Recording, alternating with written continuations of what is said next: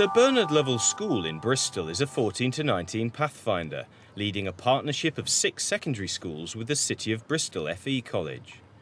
With specialist language status and 1,300 pupils on roll, it has taken a bold step. It decided to spend the lion's share of its capital budget on IT hardware. Providing students with the best front-end facilities is a strategy designed to help embed ICT and to make the best use of their sophisticated server network. We do prioritise for ICT because we're trying to change the nature of our curriculum and the experiences which youngsters have. And we believe that the use of ICT is critical in the educational reform that we want to see. We look for a range of funding streams which can help us. We provide quite a high level of equipment within the school for youngsters and for staff. We do this by bringing together funding out of our base budget, funding out of our devolved capital, and also funding from other sources. And if you take a photograph like that, I've used the rule of thirds on this, and actually those 2 sections there, it all perfection. The funding strategy has meant spending £250,000 to put momentum into the policy of making e-learning core to every subject in every department. Not only is IT available in every teaching area, there is timetabled access to IT rooms in all subjects. It enables students to have a much more cohesive experience of IT across the school, across many different departments, and enables them to have confidence that they can use IT regularly and develop their own skills and competence using IT. Revenue was analysed and a financial commitment made. In a move that some might balk at, the school decided to take the plunge and purchase 500 new PCs in one go. To make the sums work, some deft management of the school's capital budgets was necessary. The decision-making process was managed by a strategic team of curriculum directors, teaching staff, resource managers and the head teacher. When we were looking to buy a new kit, we were able to take in the considerations not just about teaching and learning, but about the network implications of new resources, how it would impact on the use of extranet, financial implications, and so it means we can arrive at a much more planned, rational decision which is going to benefit the school as a whole and have a real impact on teaching and learning. The IT systems manager at the school has experience of purchasing IT hardware in a commercial environment.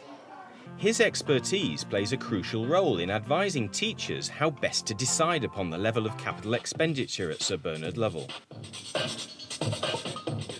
In common with a lot of schools, we tended to work the stuff into the ground. And at that point, 2 years ago, we had a change of focus and decided to adopt more of a business style model and try and refresh the kit every 3 years so that we made sure we kept everything up to date, latest hardware within that 3-year cycle, and put in place a plan to really let us change everything and do away with the hardware failures that we've been living with up till that point.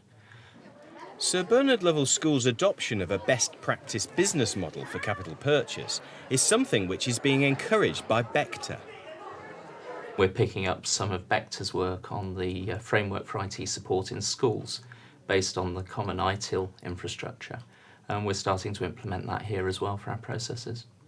Andrew Macaulay's persuasive case was agreed, and the spend on IT hardware got the green light. The school's business manager decided the best way to pay for all the new kit was to take out loans with the South Gloucestershire LEA.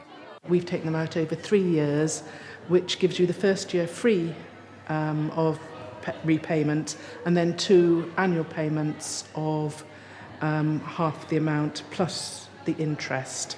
And through the LEA, we've got a reasonable rate of 0.5% below base rate for servicing the loans. On the whole, annual repayments are cheaper than quarterly repayments, both for the LEA and through other financial institutions.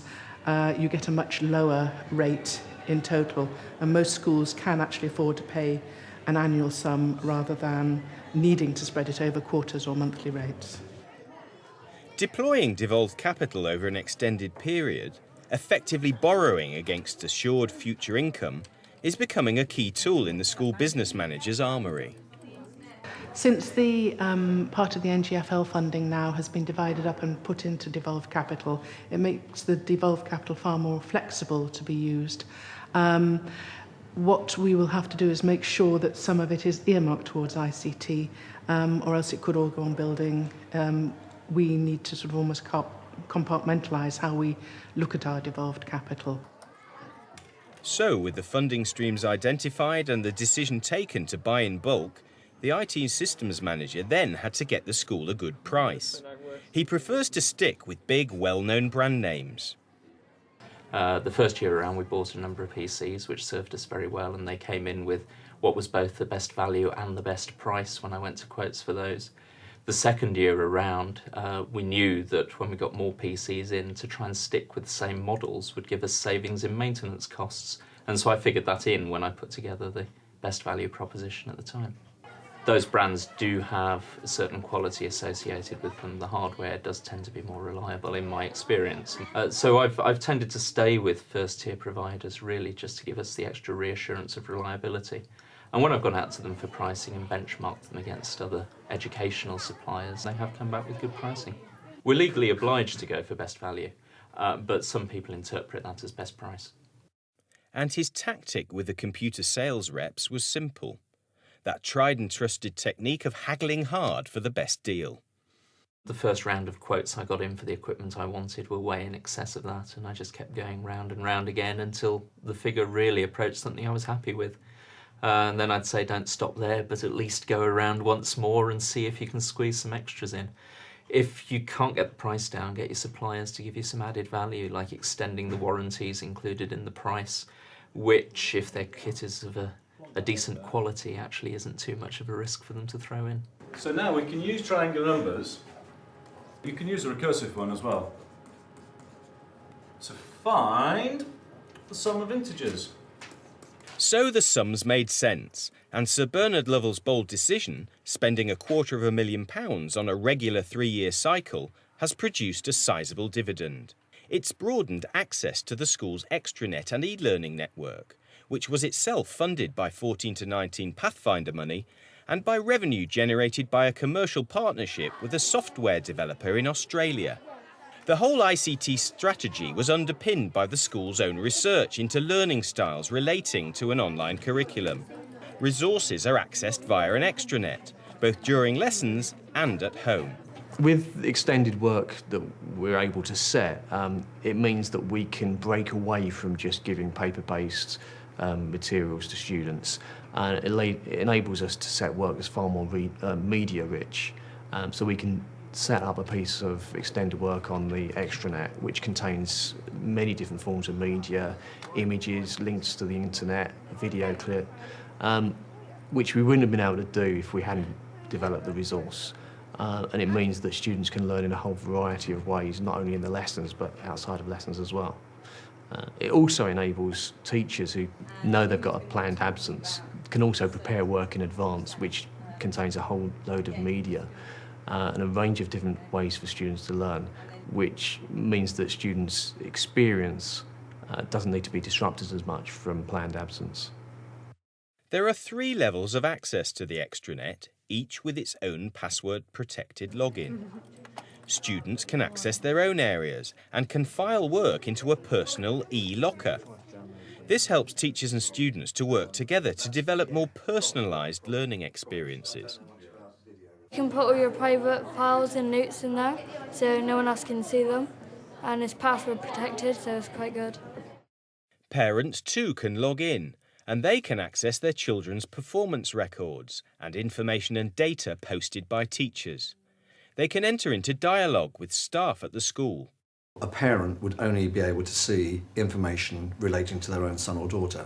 Likewise, the student themselves would only see things that relate to them. A teacher, of course, would have access to all the students they teach and maybe other groups as well. Staff can use the system to store and process performance data, such as the latest Year 8 maths test. Use of the extranet in mathematics, which is my own subject, is particularly effective as regards online testing. The students at the end of the test get immediate feedback as regards which questions they've got right and which ones they've got wrong. The data that I have at the end of the lesson is a distribution curve, which gives me the analysis of the whole results for the whole group, and I can pick individual students and see where they lie within that distribution. Even more useful than that is the breakdown of each individual question's response. So lots of green is good, lots of red is a problem, and it's a very good point to then start remediation with the students, asking them, first of all, why do you think students got this question wrong? And very often they can analyse the result and tell me where they've gone wrong, and that's a very useful way of using assessment for learning for progressing from there.